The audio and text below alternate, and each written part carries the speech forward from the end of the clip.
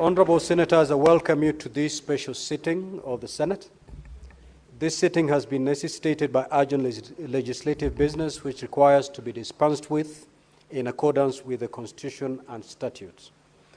On the request of the Senate Majority Leader, vide letter reference number SEN/MLS/CO into brackets 28 dated the 18th of August 2025, and with the support of the requisite number of senators, I did appoint today, Wednesday, 20th of August 2025, as a day for a special sitting of the Senate. The appointment was made via Kenya Gazette Notice number 11450, dated the 18th of August 2025. In the Kenya Gazette Notice, I indicated that the business to be transacted at the special sitting shall be the following. A, swearing in of Consolata Nabwire Okwabubi, a senator elected pursuant to Article 98(1)B of the Constitution, which has just happened. The hearing of the charges on the proposed removal from office by impeachment of the Honorable Eric Mutahi, Governor of Kericho County. And C, motion for the alteration of the Senate calendar. Now, Honorable Senators, in accordance with Standing Order 335, the business specified in the Gazette Notice referred to above and outlined in the order paper shall be the only business before the Senate during the special sitting, following which the Senate shall stand adjourned until Tuesday, 9th September 2025 at 2:30 p.m. pursuant to the Senate calendar. I thank you. Next order. Order number 3, messages.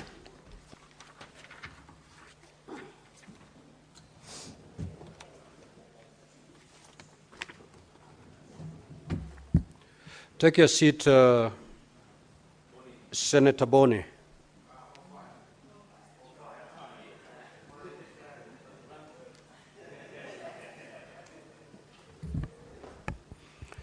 Now, Honorable Senators, I wish to report to the Senate that I have, pursuant to Standing Order 48.3, received a message from the Speaker of the County Assembly of Kericho regarding a resolution of the County Assembly of Kericho for the proposed removal from office by impeachment of Honorable Dr. Eric Mutahi, Governor of Kericho County, pursuant to Article 181(1)(a), (b), and (c) of the Constitution, as read together with Section 33 of the County Governments Act and Standing Order 7013A of the County Assembly of Kericho.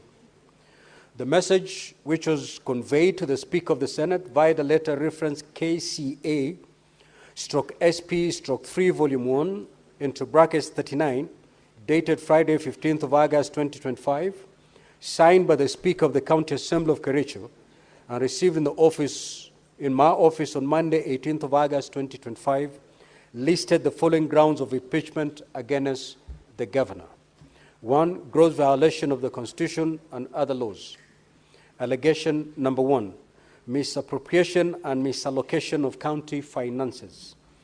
The particulars of this allegation are that the Governor engaged in various acts of gross violation of Articles 10, 183, and 201 of the Constitution, Section 102 and 109 of the Public Finance Management Act, Cap 41(2)A, and the provisions of the Kericho County Rating Act number 5 of 2029 by doing the following. A, authorizing the misappropriation and misallocation of county finances through fictitious payments for goods, services, and works which were never delivered or only particular or partially done, totaling to 85,704,522.90.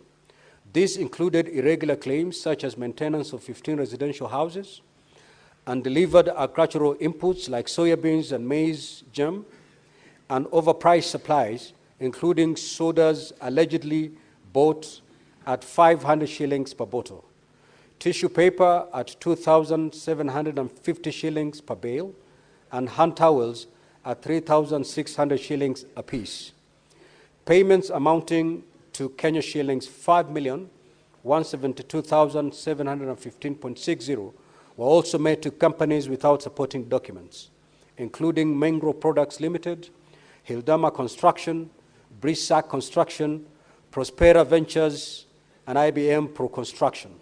In some cases, contractors were paid twice from retention accounts for works completed more than 5 years ago. Number 2, contravening procurement laws by failing to establish tender opening committees, neglecting to seek professional opinions, splitting contracts to avoid open tendering, and failing to conduct market surveys. This resulted in exorbitant pricing of goods and services, which are often paid for in advance despite the county accumulating pending bills amounting to 1.1 billion. The County Assembly's ad hoc committee on alleged fictitious payments in its report tabled in August 2024 confirmed fraudulent documentation, forged signatures, and deliberate attempts to cover up theft. When these matters were exposed, the governor publicly dismissed the whistleblower's claims. Number 3, overseeing the misappropriation of over 351 million under the National Agricultural Value Chain Development Project, funds intended to support farmers, cooperatives in all 30 wards were diverted, with only 19 wards benefiting. And even then, many received only substandard furniture and farm inputs without delivery notes or proof of quality. Procurement under the program was centralized and handled without transparency, in contravention of donor and statutory requirements. 4, presiding over irregularities under the Financing Locally Led Climate Action FLOCA Fund, where projects were distributed unfairly and based on nepotism. The governor ensured that his home ward of Chemosot alone received projects worth 21.7 million, while several other wards received none. Further, a number of the funded projects were defective, incomplete, or substandard, yet were recorded as fully complete. Number 5, launching the Equalizer Kazi Mtaani initiative on or about 31st of August 2023 and drawing county funds towards it without legislation to anchor the program, without approval by the County Assembly or the Controller Budget, and without public participation. A total of Kenya shillings 39 million was irregularly spent under this initiative without proper tendering, local service orders, or delivery of services. The Assembly's ad hoc committee report, which exposed these violations, was deliberately ignored by the governor. Number 6, misappropriation of funds under strategic intervention projects, SIPs. For example, in the case of the upgrading of Cognac dispensary at a health center, where the contractor was paid over 8.5 million, despite no works having been undertaken, contrary to reports submitted to the Assembly. Number 7, coercing county executive committee members and chief officers to divert funds from the departmental allocations to the personal use, channeled through his personal assistants. The governor has presided over glaring procurement irregularities, including irregular tender awards, inflated contracts, and fraudulent implementation of county programs. These matters have been consistently flagged in successive Auditor General's reports as evidence of massive theft of public funds. And number 8, misusing county emergency funds to compensate victims of the Londiani accident, thereby covering up for donations that had been raised by the public but were misappropriated by committee constituted by the governor. Allegation number 2, misappropriation and or abating misappropriation of public raised funds. The particulars of this allegation are that the governor, on various days between 4th and 9th of July 2023, violated the provisions of Article 10, 73 and 75 of the Constitution, and Section 29 and 39 of the Leadership and Integrity Act by doing the following. 1, overseeing misappropriation of funds raised for the victims of the horrendous Londiani Junction accident tragedy, in which over 9 million of public raised funds were lost, and reneging on his undertaking to implement the report of the County Assembly Ad hoc Committee formed to probe misappropriation of the funds meant for the victims of the accident. Number 2, being personally and directly complicit in the flawed award of direct tenders for service providers during the fundraiser and requiem mass of the victims of the accident.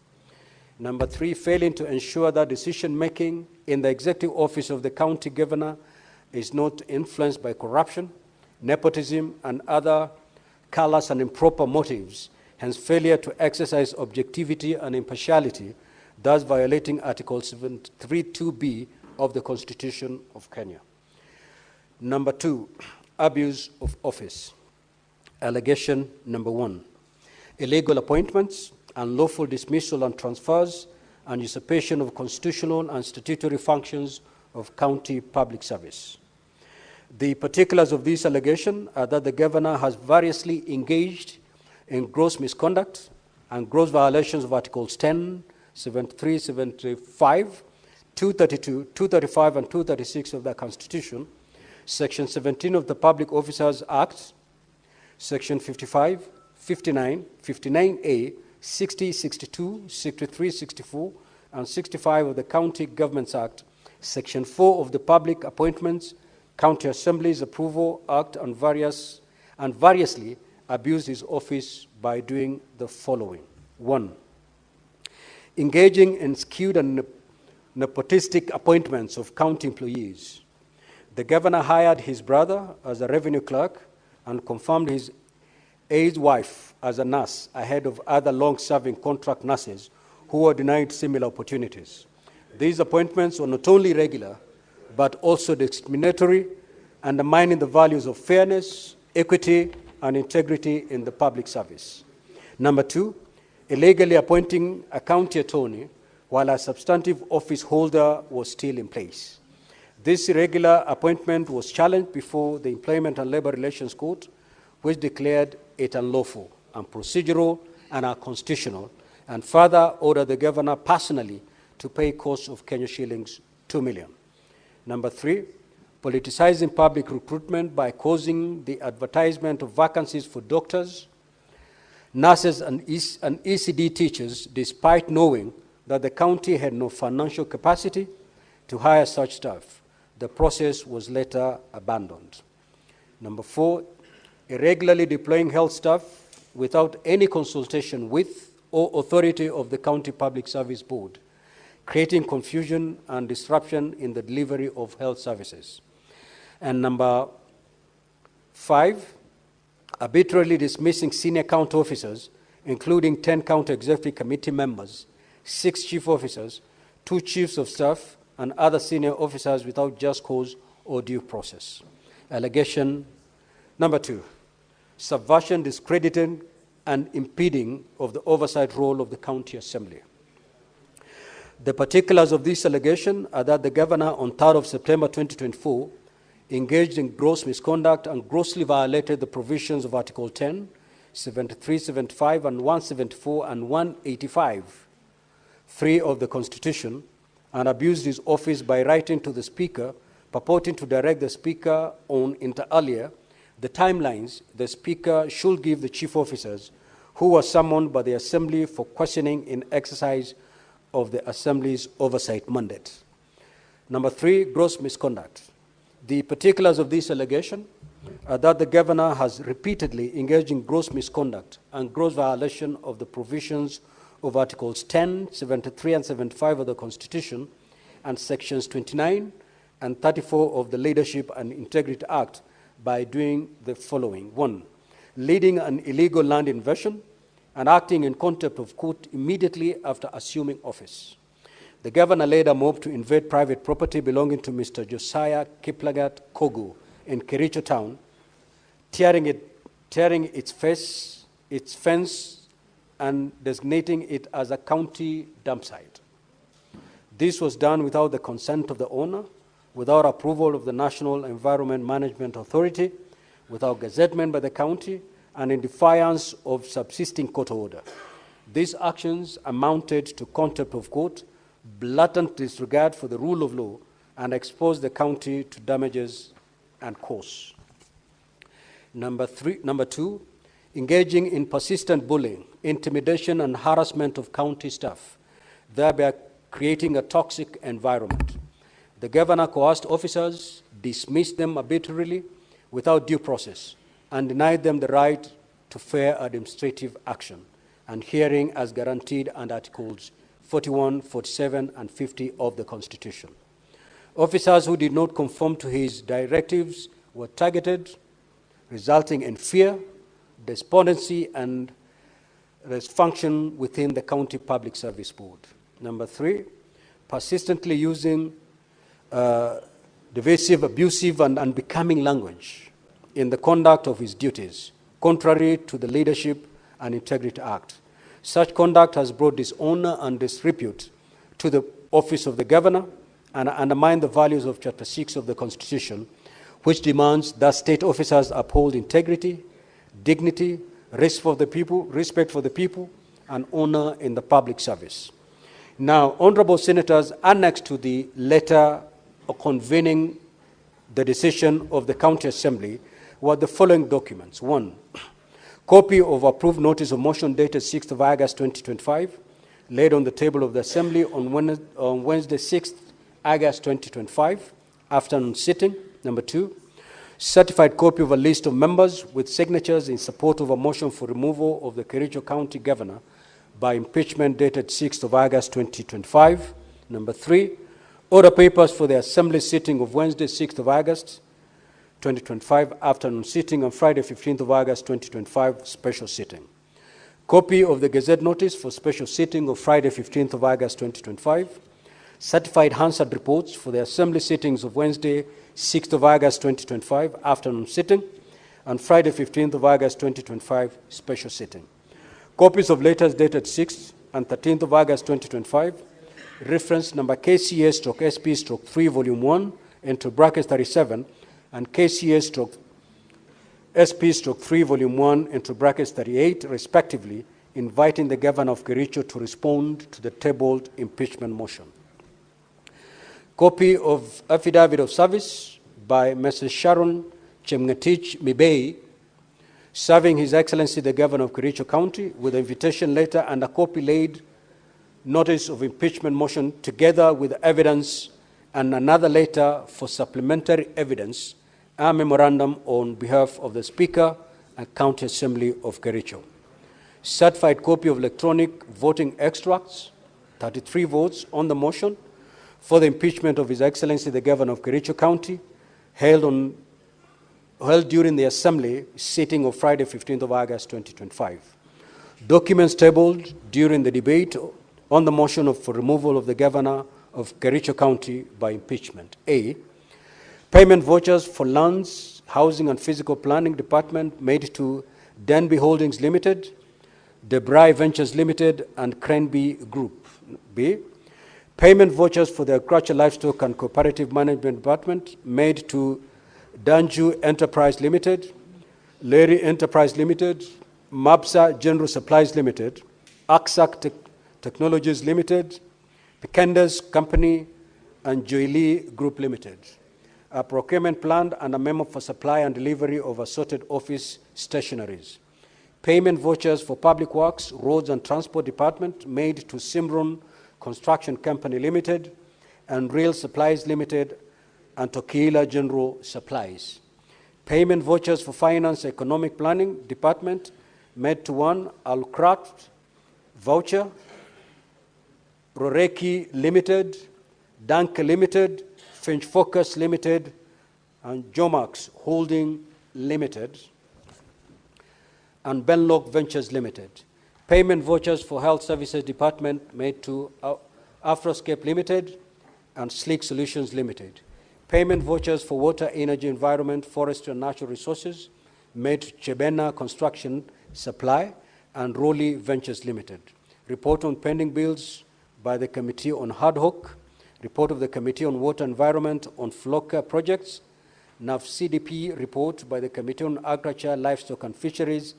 Ad Hoc Committee report on Kazi Mtaani. Report by the Department of Finance and Economic Planning, Strategic Interventions Phase 2, and 2 photos, 4 affidavits, 1 judgment and 1 ruling. Ad Hoc Committee report on Londiani incident, Auditor General's reports, correspondence between the Governor and the Speaker dated the 20th of August 2024 and 3rd of September 2024, advertisement for vacancies by County Public Service Board, an internal memo on redeployment of staff and the Health Service Department, a Facebook extract, and letters of termination.